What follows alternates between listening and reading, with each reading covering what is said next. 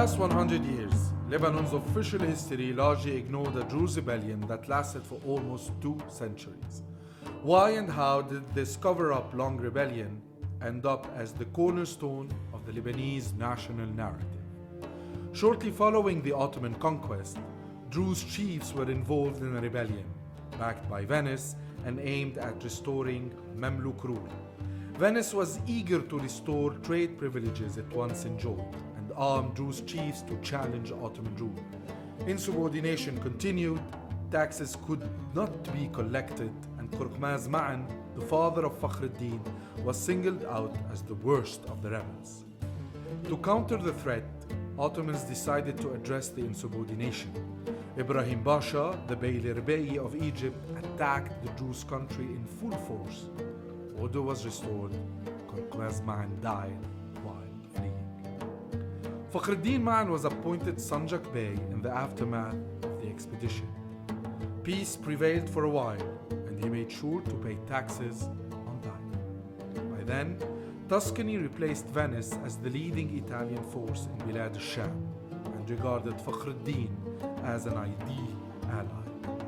Both the papacy and Tuscany established contacts with him.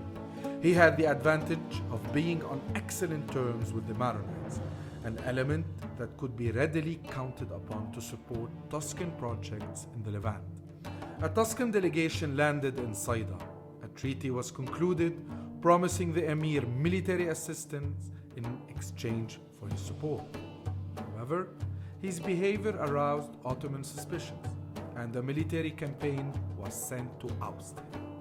The emir escaped and found refuge in Tuscany and Sicily. Fakhr ad-Din returned to embark on a phenomenal career of territorial expansion. By 1625, he controlled most of rural Bilad al-Sham. Ottomans could no longer tolerate his growing power and took action against. An expedition was sent, he was captured, and then executed in Istanbul. Ahmad was the last of the Ma'an. He established himself as Multazim in the Shuf and refused to take part in the war against the Habsburg.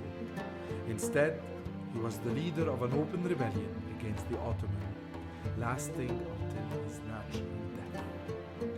The long rebellion of the Druze paved the way for the establishment of the Shihabi Emirate, an arrangement begun by local Druze initiative that the Ottomans, finally rid of the Ma'ans, found expedient to accommodate.